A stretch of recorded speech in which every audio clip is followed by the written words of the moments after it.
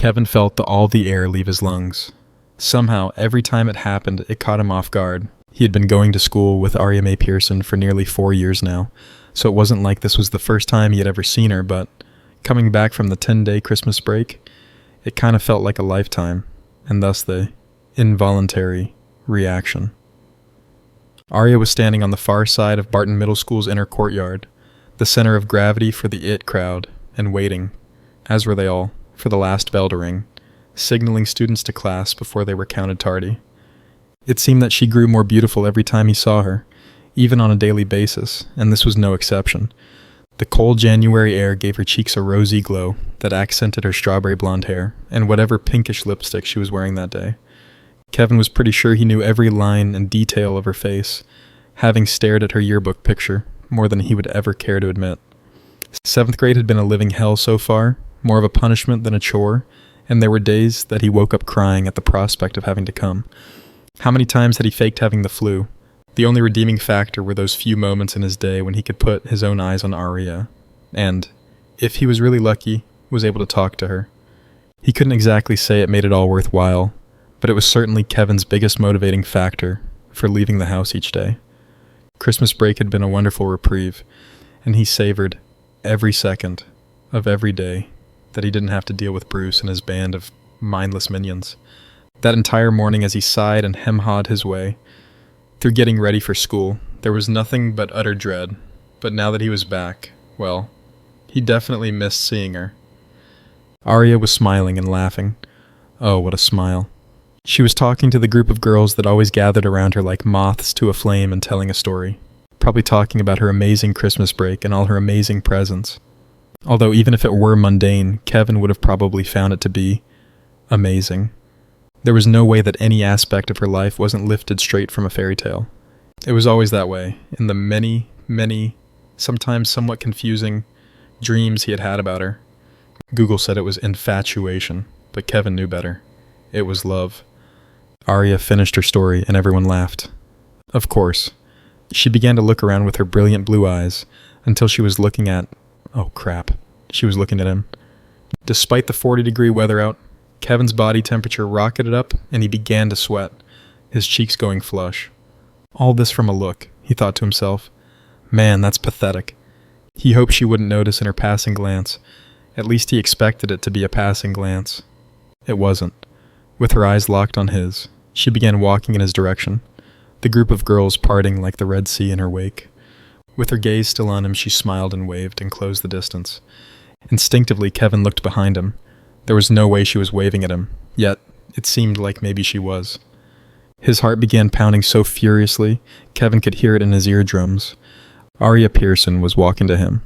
This was new territory, and, not having a clue what to do, Kevin put his hands in his coat pocket and waited nervously for whatever might be getting ready to happen. Most likely she would just walk right past, maybe having a giggle at his expense for being stupid enough to think she wanted to talk to him. Except that wasn't Aria. She was an angel. What? You don't wave? She was right next to him, and he turned again to make sure she wasn't talking to someone above his head. He was pretty short for his age. Me? It took a lot just to get the one word out, and Kevin struggled to remember if she had ever spoken to him before other than to say, hello, in the hallways. No, silly, she giggled. The group of monkeys behind you. She smacked his arm playfully, and Kevin feared the very real possibility of passing out. He tried to keep his breathing steady. Duh, you. So how was your Christmas break? Had he stepped into an alternate dimension? Was Aria Pearson really striking up a conversation with him? Kevin was in no way prepared for this scenario this morning, and if he had anticipated it in the least, he would have stayed up all night preparing his words. It wasn't that he wasn't a smart kid. He was. Everyone knew that he was the one that kept the grading curve so high, but when he was around Aria, something about his brain just wouldn't work right. Synapses misfiring or not firing. Basically, his mind went to mush. Come on, man. You can think of something good. Wow her. He wasn't so sure, and it was good, was the best he could come up with. Oh, well that sounds exciting. She wasn't giving up. Did you get anything cool? He did, actually. His parents gave him a whole slew of expensive video recording and editing equipment. He had basically built a full studio in his room and, if he were so motivated, could probably film and edit a full-length feature. Telling her about that would be the perfect segue into his aspirations to be a Hollywood director, and before long she'll be captivated. She'll want to say she knew him when he was a nobody. I guess. You guess, really. Last chance. I got some, video stuff. No one would ever accuse him of being a professional pickup artist. Kevin actually really had many talents and a bright future, but social awkwardness was really his forte. Oh, well, that sounds cool. She leaned in close and wrapped her arm around his. He could smell her perfume and feel her body heat. At least in this position, if he did get tunnel vision, she could keep him from falling, or you bring her down with you. So listen, her breath smelled like cinnamon. I know we don't really talk a lot, but I was hoping maybe we could work out a deal of some kind. Kevin had no idea what she was talking about, but he could listen to her speak until the end of time. You know Mrs. Lash? She asked. He did, of course. Everyone did. Having taught algebra and pre-calculus at the school for nearly 40 years, she had a reputation that preceded her. Without a doubt, a difficult woman who taught at an unforgiving pace, what Doris Lash was really known for was her lisp and the ensuing spittle that it brought forth. Her classrooms, surprisingly, had no assigned seating, which led to students, despite, as one might think, hurrying to be the first ones in. The later one got to her class. The closer the front one had to sit to the front. The closer one had to sit to the front, the wetter one tended to get. "Yea, I know, Mrs. Latha." He imitated the old woman's lisp, bringing Aria to genuine laughter. She even doubled over a little, pulling his arm with her. He didn't mind. "Stop," she cried. "You're gonna make me pee." The image brought a fresh coat of crimson to his face. That's her, dead on. Geez, I didn't know you were so funny. Neither did he. So, anyway, I'm getting killed in her pre-calc. I missed 2 days last month with the flu, he remembered.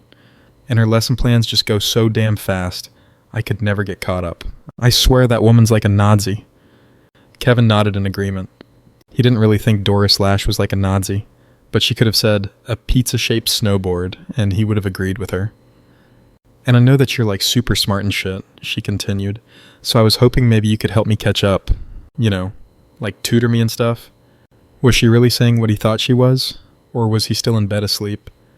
That seemed the likelier of the two. Don't get me wrong, Kev. His knees nearly buckled, as he A, had no idea she knew his name, B, had never heard her say it, and C, had never been called Kev by anyone at school before. This had to be a dream. I don't expect you to do it for free or anything. My parents will pay you for your time and everything. I was thinking that you could just come home with me for a few days next week, and my mom can give you a ride home afterwards. Heck, we'll even feed you a great dinner to boot. Come home with her? Dinner at her house. What was happening? So, just think about it and stuff and, just get back to me. She leaned in and kissed him on the cheek. Her lips were moist and cold, and the world began to spin. She turned, her blonde hair flipping in the wind, and walked away without looking back. She probably assumed that he was looking at her derriere. Most guys did, but Kevin wasn't seeing much of anything. The blackout he had been fearing was upon him, darkness eating away at his periphery. Taking a few steps backwards, his back found a wall to brace himself on as he took large breaths of cold air, in through his nose and out through his mouth, praying the whole time that he wouldn't go down. There were certain things that were never lived down, and passing out in front of his classmates from a peck on the cheek would certainly be one of them. For the moment, his prayers were answered, his vision returning while his temples pounded with his heartbeat. The whole process was only a few seconds long, but it felt like time had stood still. Once fully recovered, Kevin pushed himself off the wall. Except, it wasn't a wall. It was a type of fabric, but whatever was beneath the fabric was as solid as a wall. Slowly, and with fair amount of dread, Kevin looked up and over his shoulder. Shit, it was exactly what he expected it to be. It was Bruce Brian Botty. With a name like Bruce Brian Botty, one might think the boy received some degree of teasing growing up. He didn't. Bruce looked like he should be graduating high school, not yet to go into it. It didn't help that he had been held back 3 times in his scholastic career so far. Bruce towered over his classmates. Hell, the kid was bigger than the majority of the guys on the high school football team. He wore intimidation on his sleeve as a badge of honor, and wielded fear like a fine-tuned weapon. You would be hard-pressed to find one who would admit it out loud, but it was obvious that even the teachers were afraid of the not-so-little monster. After so many slashed tires, homes broken into, and threatening calls were made, they just wanted to wash their hands of him and push him on to the next level. let the high school authorities deal with it. It became that way for his whole little group, his disciples. Andy March, Carrie Dowell, and Mark Winchester were good-sized ruffians themselves, but much closer in stature to their fellow classmates than to the giant they followed into mindless mayhem. It was them, all of them, that were standing behind Kevin when his vision returned to him, life somehow going from one extreme end of the spectrum to the other in a blink of the eye. Bruce leaned down into his face, his greasy black hair falling over one eye. "Pretty girl," he hissed menacingly with cigarette breath. There was nothing kind in the compliment. "Getcha a little kiss, did ya?" Kevin couldn't move, frozen with fear. "So I guess you haven't heard, and that's okay. We've been gone for a while, so the news hasn't had a chance to get around." The Brute's crew laughed cruelly. Kevin didn't get the joke, but I'm going to clue you in right now. Bruce shoved one fat sausage finger into his chest, pushing Kevin back several inches without even trying. "Me and Aria are a thing now. Aria and I." As soon as the words came out, Kevin was wondering where the hell they came from. He was way too smart to have just corrected Bruce Botty, and yet, there they were. Even Bruce's own guys were shocked enough by the reply to look at each other before turning their heated glares back his way. There was a time, back in 3rd and 4th grade, when Kevin and Carrie were actually good friends. They had been to each other's homes for sleepovers more than once, having heated video game battles until the sun came up. To even admit something like that now would have resulted in a hailstorm of insults and beating from his crew, so he glowered at Kevin just as hard as the rest of them. "Oh," Bruce snarled, literally showing the top of his back teeth. "Thank you so much. 4 eyes. I don't know what I would do without you." Then leaning in close again and just above a whisper, "Maybe we should find out." Kevin was just starting to wonder if it was possible to pass out again so quickly when the bell rang out for class. The 3 sets of double doors that led into the main building all opened as a flood of students poured in from the cold. Mr. Hopkins, a history teacher, and Miss Powell, a science teacher, each stepped out of a door to oversee the process, and they both made the situation immediately. Walking much slower than they should have been, they made their way to where Kevin was still stuck like a deer in headlights and surrounded by hungry wolves. "Mr. Botty," Mr. Hopkins asked, "is there a problem here?" The authority he tried to convey in his voice was made hollow by the uncertainty in his eyes. Ms. Powell shared the same expression. If there were a problem, they wouldn't know what the hell to do about it, other than Miss Powell hitting the send button on her cell phone. The 911 were already pressed. Bruce looked at the teachers, and then back at Kevin. At no time in Bruce's life would he be accused of being a smart man, but the specter of grade school's past hung over him still, and the last thing on earth he wanted was to be stuck in middle school for another year. It was almost a foregone conclusion that he would be dropping out when he turned 18 in 2 years anyway, but he really needed to keep social services out of his life until then. After that, his old man could beat his mom and rape his sisters as much as he wanted. Bruce would be out of there. "No," Bruce shook his head. "No problem, sir. My little buddy here was just helping me with my English homework. Ain't that right, kid?" The teacher's presences caused Kevin's muscles to relax enough to move again, and he nodded in agreement. "That's right." His voice was hoarse and weak. The teachers could tell it was more than that, but no one, at that point, wanted the issue to escalate further, so they didn't press. "All right then," Mr. Hopkins piped. "Let's get to class, boys. You're going to be late." Kevin grabbed his backpack and scurried to the closest entrance as Bruce motioned for his guys to follow him to a different one. Just before Kevin could slide inside, Bruce yelled back to him, "Hey kid, we'll finish our little talk after school, so don't go anywhere." They were perhaps the most disturbing words Kevin could ever imagine hearing. Somewhere just behind. "Do you have any last words?" And if there had been a large enough hole anywhere nearby, he would have crawled inside to die. With some bullies, a threat like that might just be taken as a threat. But with Bruce, it was a brutal promise, especially if anyone else heard him. Were it just the two of them, Bruce might have let it go, but when others are around, it sets a certain degree of expectation, and Bruce didn't like to let his fans down. Kevin spent the rest of the school day on a roller coaster of bipolar emotions. So much had happened in such a short amount of time. It was difficult to process it all. So many inconceivable possibilities had opened up in his near future. He found it impossible to focus on either one, let alone his classes. What would Aria's house look like? What would Bruce's thick fist feel like against his tiny head? Would Aria and he become close enough that she'd consider acting in a movie for him? Would LensCrafters still have the same frames after Bruce shatters his? Would, in a worse case, Aria speak at his funeral? For that matter, did his parents have life insurance on him? Needless to say, a lot didn't get done that day. The sixth period went the slowest. Kevin watched every second tick by on the wall clock.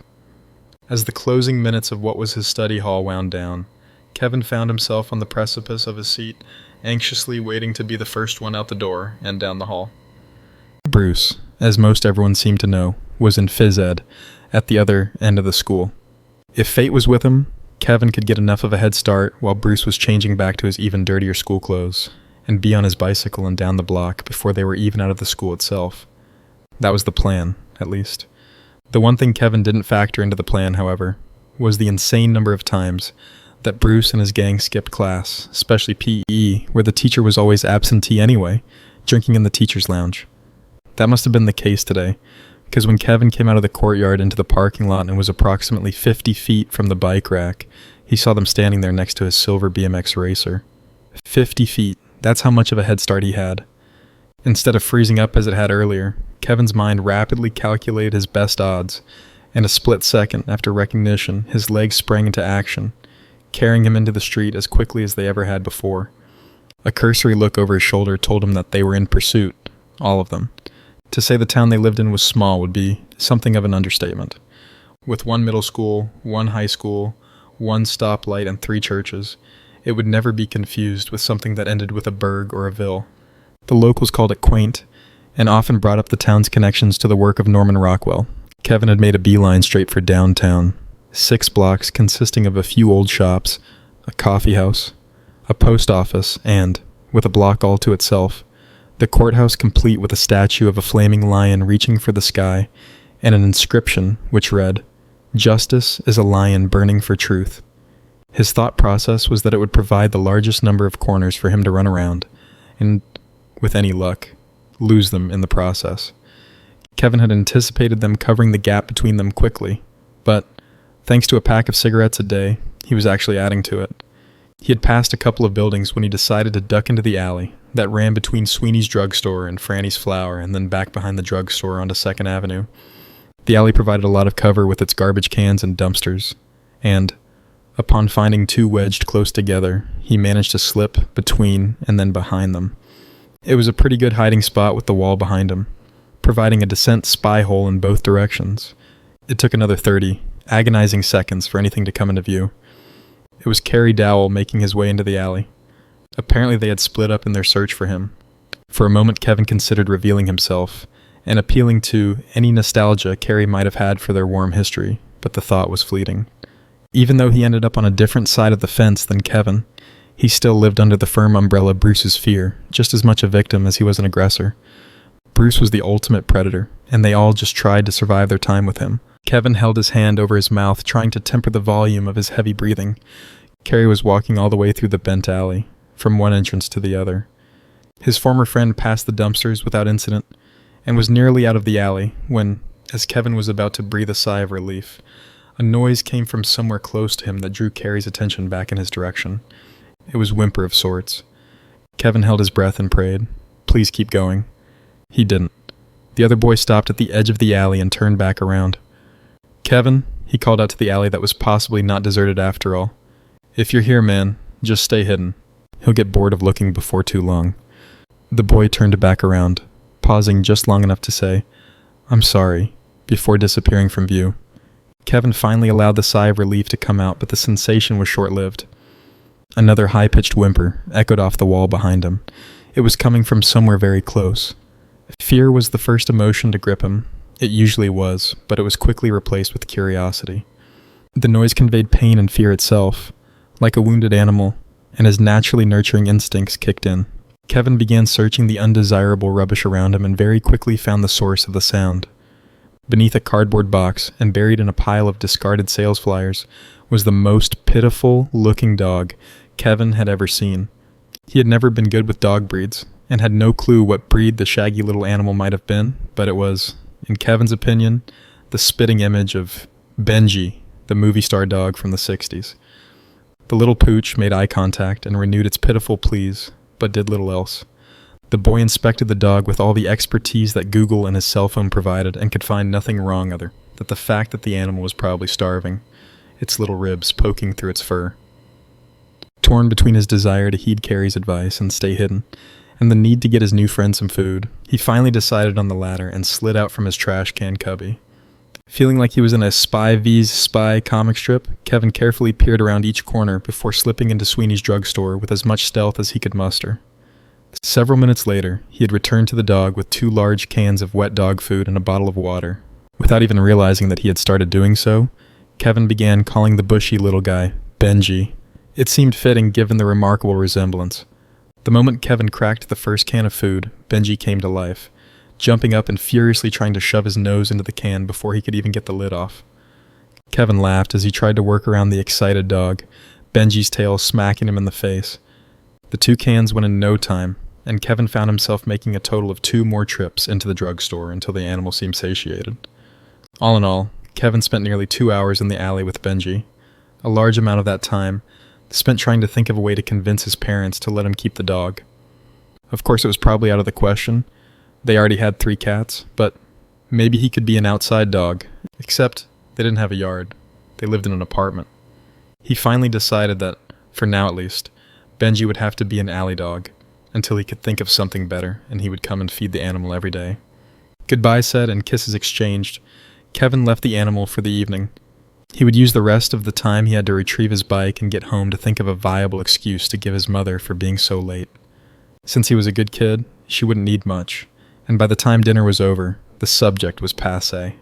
So many monumental things had happened over the course of the day that Kevin was surprised to find himself dreaming about Benji when he finally drifted away. His alarm was set extra early the next morning, and Kevin was out the door at least an hour before his usual departure time. It would have seemed inconceivable just the day before that he would have any desire to be heading in the direction of his school any earlier than he was forced to do so, but that was before Benji. Of course, the thoughts of both Bruce and Aria continued to dance on the edges of his mind, but what he was really focused on was his new friend. Benji was there, curled up in the bed of old newspapers that Kevin had made for him, and their reunion was as sweet as he had hoped it would be. The little dog both remembered and missed him, and their hour together went in minutes before Kevin left for school.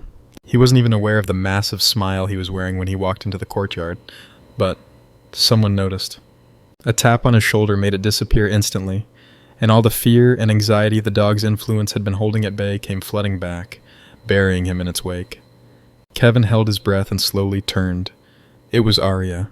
In a shiny gold jacket and painted-on jeans, she was almost too much to take in. She was, like the sun, almost too bright to look directly at. Her hair was pulled back into a ponytail, exposing her neck, and that was where Kevin found himself focusing. In that moment, he would have traded his left hand to be able to kiss her neck, right where it arches gracefully to her. Oh shit, she was saying something. So, what is it? He was embarrassed on several levels, simultaneously wishing that he had been listening to her question, and hoping she would have no way of knowing what he was actually thinking about. I'm sorry. What? It was the best he could do. Wow, you're a real space case this morning. Partying late last night, were we? Kevin nodded and smiled, even though he had never really known the definition of partying. I said, what's with the smile? You had a big shit-eater when you walked in. Aria Pearson was watching him walk in. He thought for a moment and then decided to come clean. After all, girls did love dogs. I kinda got a dog. Ooh, he was right. I love dogs. What kind is he? Kevin didn't get a chance to tell her as the final bell rang them to class. Oh well. She leaned in and kissed him on the cheek again. You can tell me about it at lunch. Come find me. Aria was off and Kevin, dumbstruck, was left wondering what the hell happened. Again. Were they friends now? When did that happen? One thing was for sure. He'd never be washing that cheek again. He drifted through the first half of his school day in a foggy haze, unable to shake the giddy elation of that moment. The lunch break did nothing to bring him back to earth either, especially when Aria called out Kev from across the lunchroom for all to hear, waving him over to the table where her and her friends were sitting. A table Kevin wouldn't have dreamed of sitting at, even if it were completely unoccupied. This was all highly irregular. The weirdness continued when she and her sycophantic friends treated him, well, not like the social pariah he knew himself to be. Marcy, Jerry, and Sarah all smiled and asked him about his Christmas break, despite the fact they would have never been caught dead, speaking to him in the past.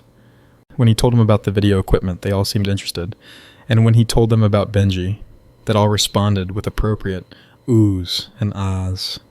It were almost as if Kevin had been sitting at the table with these untouchably elite kids all year, almost, as they were leaving lunch for fourth period, and when Kevin was just around a corner dumping his lunch tray, a hard shove came from behind, nearly sending him into the garbage can behind his milk carton and uneaten food. He didn't have to turn around to know what it was. Bruce put one meaty hand on his shoulder and squeezed, hard. It hurt. Leaning his mouth down next to the smaller boy's ear, he hissed, "Missed you yesterday. Don't worry, I won't miss you today." With another less than gentle push, he was gone, and Kevin was left with his plastic lunch tray trembling in his hand. Whatever magic the first half of the day had brought had been shattered. What had he done to deserve this? He never did anything or bothered anyone. At best, he was background material, but not now. For some unimaginable reason, Bruce had placed Kevin in the middle of his crosshairs, and he wasn't going to let him go. Maybe it was because he was so unassuming, easy prey, like the runnishly slow gazelle that gets separated from the herd. Whatever the case may be, he spent the next 2 hours of class feverishly trying to calculate an escape plan. By the time the bell rang, signaling the end of fifth period, he had pretty much decided to do the unthinkable. He had never once, in his entire scholastic career, skipped a class. The mere thought of it was foreign and taboo. Might as well go ahead and grab a crack pipe while he was at it. In his mind, it was a very slippery slope. It was, however, only study hall, and the odds of any actual studying getting done were low to none. In the end, he valued his life more than his attendance record, and slipped out the side door with his backpack in tow.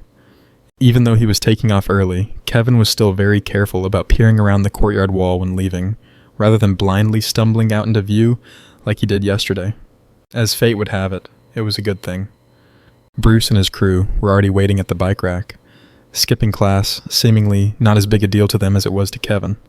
Andy and Mark were kicking Kevin's already dented bicycle into unusable shape, while Carrie watched from the side with a glum look on his face. Bruce was leaning against a teacher's car, foot propped against the door, and smoking a cigarette in plain view of the world. Kevin hated just how untouchable that kid really was. Everyone was scared to death of him, and it wasn't fair. Tucking his head back behind the concrete wall, Kevin considered a new route off the school's property, and to Benji, one that wouldn't involve using his bike, obviously. Wanting to see what sort of shape they would leave his two-wheeled companion in, he took one more peek around the wall. Unfortunately, it was one peek too many. Carrie saw him first, and said nothing, but when Bruce's gaze caught him looking, he turned as well to make visual contact. Kevin watched just long enough to see Bruce point and, nose flaring, scream, "Get him!" And then his legs were in motion, pumping as hard as they could, and carrying him the same direction he had gone the day before. It had worked once. He didn't bother looking over his shoulder this time, and he didn't slow at any point to calculate a direction. He went as fast as he could to Benji's alley. It didn't really occur to him that a livelier version of the dog might give him away this time. He just remembered how safe he felt in his little dumpster cubbyhole. Kevin rounded the corner of the drugstore and down to the elbow of the alley. Benji was there waiting, wagging his tail and as happy as he could be to see the boy. Scooping the dog into his arms was probably a risk, as some dogs might have attacked given such a move, but was low on Kevin's list of concerns. The little animal did nothing aggressive, however, and Kevin shoved him through the small space between the giant metal containers and followed behind on his knees. I think he went down here. It was Mark yelling from the front of the alley, and upon hearing the new voice, Benji began wagging his tail and yipping. Kevin tried to put his hand over the dog's snout to quiet him, but to no avail, and after a couple seconds of struggling to do so, the fluffy guy slipped out of his grasp and back into the alley. There was no moment of indecision as Kevin scrambled out behind him. As improbable as it might seem to most in such a short amount of time, he loved that dog. They could end up doing whatever they wanted to him, but there was no way in hell he was going to let them hurt Benji. Kevin quickly righted himself and ran around the alley's bend, smack into Bruce. Standing with his cronies behind him, the greasy brute snarled at him. Or maybe it was a smile. They looked the same on his thick face. Kevin looked around frantically for Benji, but didn't see or hear him anywhere. Good, he thought. He must be hiding again. Which was what he probably should have been doing. There you are. Shit stain. The tormentor grabbed him by the collar of his coat and lifted Kevin easily from the ground. his coat and shirt digging into his armpits. "I'm not too happy with you, Four Eyes." Verbal insults weren't exactly Bruce's forte. "I don't like to run, turd, and this is 2 days in a row that you've made me run." He shook the boy like a rag doll as Kevin remained instinctively limp. "You should have just taken your licks like a man and it wouldn't have come to this." "Yeah," Andy piped in from behind them. "Shut the fuck up, pansy Andy. Nobody's talking to you right now." The red-headed boy looked a little hurt and muttered, "Sorry," but the cruel smile never once left his face. Whether he had to be put in his place or not, he wasn't going to miss the show. Andy was the same special kind of evil that Bruce was only 100 pounds lighter. If and when he ever achieved the type of size Bruce had, he would be just as physically vicious, maybe worse. "So," Bruce said, turning his full attention back to Kevin, "what do you think we should do as a punishment?" The question was obviously rhetorical, but Kevin still had to fight back the impulse to blurt out something sarcastic and funny. Why did his best lines always come at the worst moments? "Before," the savage continued, "I was just going to put you in the hospital, but now, oh, buddy, now I'm going to put you in the..." He couldn't come up with the word. Funeral?" Bruce looked back at his boys. "Funeral home?" Mark offered. "Morgue?" Andy guessed. "A cemetery," Carrie finished, clearly the smartest of the bunch. "You're going to put him in the ground. A cemetery." That seemed to satisfy Bruce, and Kevin prayed that Carrie didn't actually believe what it just said. "You know what?" Bruce asked, turning his attention back to his dangling puppet. "You're getting heavy." With that, he threw the smaller boy several feet backwards, Kevin landing awkwardly on his backside, his head smacking against the concrete, shattering his glasses in the process. His fight-or-flight instinct had kicked in, and Kevin wanted to get up and run away as quickly as he could, but he found it difficult to sit upright. His head ached, and with every ounce of energy he could muster, Kevin crawled around the bend, the sounds of malicious laughter echoing behind him, and maybe someone asking, "Where are you going?" A few feet was the most he could manage as the alley around him began to spin. He was vaguely aware that blood was dripping down his face from somewhere within his hairline. Kevin laid his head back down on the ground and turned it to the side. Tragically nearsighted, he couldn't see very far, but even then, it didn't matter, as everything started fading to black. The last thing he did see before succumbing to the possible concussion was Benji, sweet Benji, licking his face. The last thought he had, "Please don't let them hurt my dog." Carrie felt sick to his stomach. Seeing Kevin crawl around the corner, smearing a trail of his own blood behind him, was almost too much. Yeah, he had seen some pretty messed up shit since he fell in with Bruce, but this was approaching a new level. What the hell was he gonna do? Stand here and watch the psychotic man-child kill someone? His childhood friend, no less. This was the last place on Earth he wanted to be right now, and for the life of him, he couldn't really remember how he had gotten there. The person he was becoming was not the person he set out to be, and every moment spent with Bruce sent him further down that path. "Where are you going?" Bruce asked while he and Andy laughed maniacally. Was this really fun for them? "Bruce," Carrie called out timidly. He didn't know what he was going to say, but he had to say something. The kid was bleeding. For Pete's sake, passing out. He needed an ambulance, not further abuse. The other three boys stopped a few feet from the corner and turned to look at him. I don't know, man." "You don't know? What?" Bruce didn't like being questioned. "Pussy's afraid," Andy offered, earning him a punch on the arm. "Shut up, Pandy." He looked back at Carrie. "You want to say something?" Obviously, he didn't want to say anything, but his conscience wouldn't let him stay quiet. There was a very real fear in the back of his mind that not doing so would be akin to putting his soul at risk. He believed in God, and he believed in heaven, and he knew that was where he wanted to end up. It's just, he stammered. "It's just, come on, man. He's already messed up pretty bad. What are you planning on doing to him?" Bruce closed the distance in the alley between them until he was face to face with the other boy. Carrie was actually pretty tall for his age, but Bruce still towered over him. "What I'm planning to do, Care Bear, is to teach the kid a lesson he will never forget." "I think you've done that." As much as Carrie wanted to defuse the situation, everything he said only pissed Bruce off more. He picked up half of broken broom handle and shook it in Carrie's face. "Maybe you need a little lesson today as well." Carrie was petrified. He knew what Bruce was capable of, but in a very polarizing moment, something in the back of his mind snapped, and he decided that, from that day forward, he would do everything in his power to escape the bully's grasp on him. A bark echoed out from around the bend, and they all looked in its direction, only seeing the tips of Kevin's motionless shoes and a streak of blood. Suddenly, a bright light began to shine from the other end of the alley. Bright really didn't even describe it. It wasn't like a flashlight or even a car's headlights, but rather like the sun itself were rising up just around the corner. It was blinding, and the boys all held up their hands to shield their eyes. What happened next would stay with Carrie for the rest of his life. At times it might seem like it was a dream, and, as he would grow much older, a delusion, but it would never leave him. Even as it happened, he questioned the reality of the moment. That's the effect a semi-mythical creature can have on one's day. Carrie would have thought of it as a full-blown mythical creature, except there it was, right in front of them. In its most recognizable sense, it looked like a giant lion engulfed in an unquenchable flame. It was too bright to discern any details, but there was something vaguely familiar about it to Carrie, something he couldn't quite put his finger on, mostly likely due to the shock his body was going into. To his left, he could see a puddle of urine building around Andy's trembling feet, and to his right, Mark had fallen into a fetal position and was crying like an infant. It was impossible to see Bruce's face from behind him, so Carrie didn't know how shaken up, if any, he was. His body was rigid, giving no real indication, unless he was scared frozen. When he raised up the broom handle in an offensive position, Carrie figured that wasn't the case either. "What the?" was all that escaped his mouth before the thing spoke.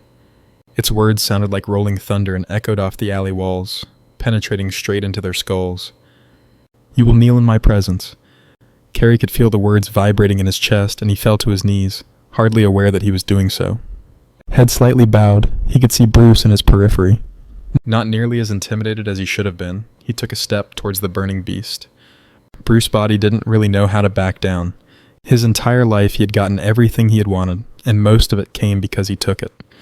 In his best estimation, he was seeing an illusion of some type, perhaps an augmented reality app or something. He didn't really know how those things worked, swinging the broomstick over his head and bringing crashing into the side of the lions with enough force to kill most men. Bruce made his desire to kneel painfully clear. The wooden handle shattered from the force, sending burning embers of wood in all directions. The piece still in Bruce's hands had caught fire, and he stared at it with an uncomprehending disbelief. That wasn't supposed to happen. Still confused, the lion opened its mouth to roar a single word, and the force of the vibration alone sent Bruce sprawling backwards and then onto his ass. "Kneel," the beast commanded, and this time Bruce wasted scrambling from his behind to his already dirty knees. "What do you want?" Andy cried out like a terrified child kneeling in his own piss, before putting his head down between his legs and bawling, his red hair becoming wet with his own waste. "What do you want? What do you want?" He continued to mumble in between sobs while rocking back and forth. When the answer rang out, Carrie was terrified. He had to imagine they all were. Justice. The flames, which seemed to somehow be emanating from within the creature itself, grew larger and hotter every time it uttered a word. Carrie was overwhelmed with awe, and when he saw what Bruce did next, he was doubly amazed. Screaming, "Fuck this!" at the top of his lungs, Bruce leapt to his feet. Carrie half expected him to tear ass past him and out of this alley nightmare, and when he didn't, it was actually kind of admirable if such a word applied in that situation. When the big fool decided to go on the attack, it turned into something closer to pity. It was as much of a frenzied rage as Carrie had ever seen the other boy in, and if these were anything remotely close to normal circumstances, he would be scared to death of him. In this moment, however, it all seemed puny and weak in comparison. Regardless, Bruce flung himself at the thing, seemingly without a care for his personal safety. Carrie had often wondered, on more occasions than he should have, if his gang leader were actually insane, like clinically insane. He recalled a time, approximately 6 months ago, when they were on the Bowers farm, and Bruce was attempting to break into Old Man Bowers' pickup truck for no other reason than his seeing a pack of cigarettes on the dash. Using a large rock, he ended up smashing the driver's side window, the noise bringing the Bowers' 2 pit bulls from the back of the farmhouse and, foaming at the mouth and barking furiously, straight towards the boys.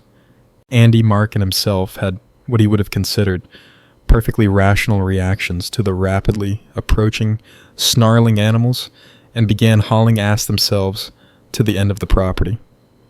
Carrie didn't know why he turned to look over his shoulder while running away, but when he did, it forced him to a halt. Bruce wasn't a few feet behind them as he expected, but rather holding his ground next to the pickup, large rock still in hand.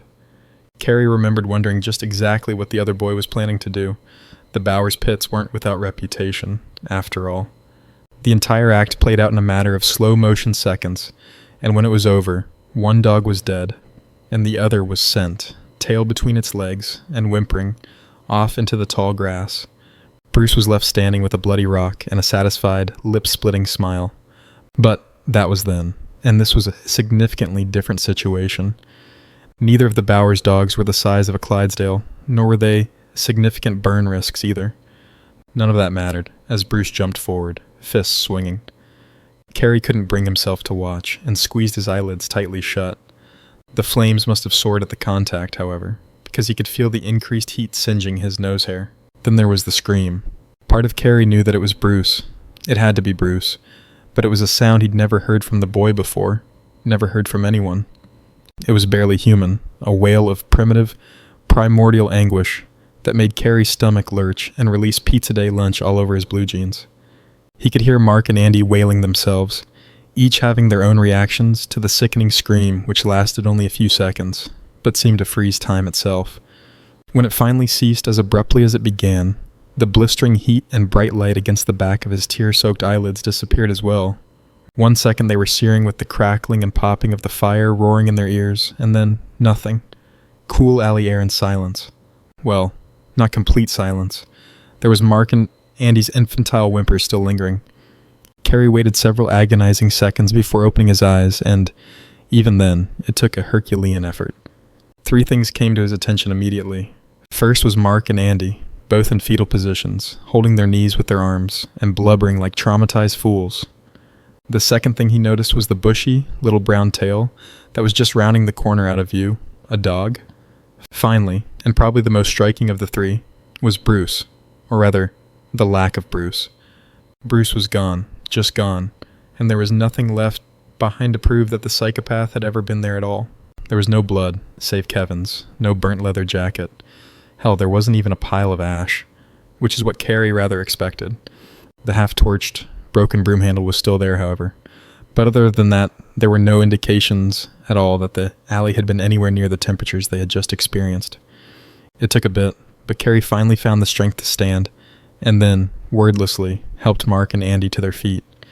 They all took one look at the still lifeless feet of Kevin and then at each other.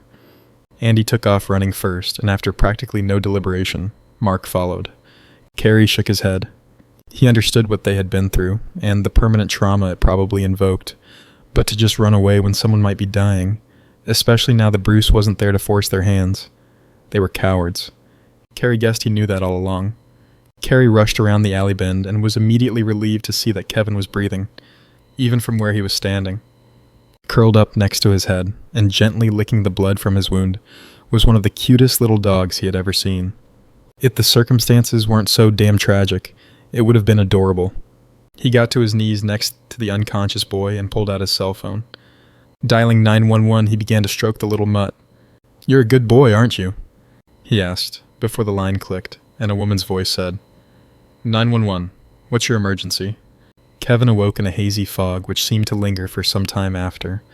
They told him he had been in a coma for 3 days, and his very first panicked thought was for Benji. His mother and father calmed him quickly with kisses and reassurances. His friend had been taking care of the dog. Friend. Did he have a friend? He didn't know who they were talking about, but it pacified him nonetheless. The next 2 hours were spent having every family member he had ever met in his life, and some he hadn't, come through to kiss and stroke his hair. It seemed the concern that he might not pull through was greater than his parents had let on. When the reunion parade finally came to an end, his mother told him that his little friend had been waiting patiently to see him and asked if he could visit for a while. Kevin said yes, more out of abject curiosity than any desire to visit with a classmate. When Carrie walked through the door, he honestly didn't know how to feel. The remorseful expression on the boy's face immediately gave it away that he wasn't here to terrorize in any way. He settled into a chair next to his bed and waited for Kevin's mom to give them some privacy. However, even after the door closed behind her, it took several minutes for Carrie to work up the nerve to say anything. "I'm so sorry," was what he finally managed to get out, but he looked his old friend in the eyes as he said it, and Kevin could see the sincerity. It took a significantly less amount of time for Kevin to respond. "It's okay, man. I forgive you." And he truly did. He knew that, although in a very different way, Carrie had been a victim of Bruce's just as much as he was, maybe even worse. The words were like a weight had been lifted from Carrie's shoulders, and the pressure in the room instantly lightened. Within minutes, they were reminiscing video game tournaments and afternoons together in the Little League dugouts. The conversation felt so fluid and natural, as though they had never stopped being friends, that they both began to wonder why they ever did. As inevitable as it had to be, the subject of Bruce eventually came up. Missing? Kevin didn't understand. "What do you mean, missing?" Carrie wasn't sure how much to say. Still not fully believing that the experience in the alley behind Sweeney's had actually happened, his latest theory was some type of mass hallucination, a form of group hysteria that Wikipedia confirmed to be real. Yesterday he had been convinced that he'd been drugged with LSD. Just, well, gone. Nobody knows where he is. His parents filed one of those missing persons things and all. This didn't really come as a shock exactly. Everyone that knew Bruce assumed he would probably die as a result of his own stupid endeavors, but it was something of a pleasant surprise. Kevin wasn't a malicious person, and in no way wished an ill fate upon him, but if he never had to see him again, he wouldn't complain. After contemplating a world without Bruce for a few seconds, Carrie broke the mood with lighter news. "I've been taking care of your dog." Kevin smiled instinctively and contagiously. "Oh, thank God, I've been worried. How is he?" Carrie nodded, again unsure how to answer. He's good. It's just..." "What?" Kevin felt a twinge of concern, his smile beginning to fade. "No, it's nothing like that. Relax, man. It's just... well, I took him home with me the first night you were hurt. Super sweet little guy. Curled up on my bed with me when I went to sleep. In the morning, he was gone. We couldn't find him anywhere. On a random hunch, I stopped by the alley on the way to school, and well, there he was. So now, I've taken him home twice more, and in the morning he's either in the alley or hanging around the courthouse across the street. It's weird, right? We have no idea how he keeps getting out of the house. Mom wants to name him Houdini, but I told her it was your dog, and you probably already had a name for it." "Benji," Kevin offered. Carrie smiled again and nodded his head. He got it. "Benji? Yes, that makes perfect sense. He looks just like him. So anyway, I've been feeding him real good, and he's gotten a couple baths, but I can't seem to keep him around for a whole day." Both the boys laughed at the oddness of the little creature they had both, obviously, fallen in love with. Before finishing his visit, Carrie had one more bit of news that Kevin was both excited to hear and totally unprepared for. "You know, you've got another visitor out there. From school." Kevin's mind was grasping at straws. Were Andy or Mark here as well? Maybe a teacher? Carrie could see that he wasn't going to get it any time soon, so he put the poor boy out of one misery and into another, more desirable, one. "Yeah, Aria Pearson's here. She's been waiting for a while, so you probably shouldn't make her wait too much longer. You stud."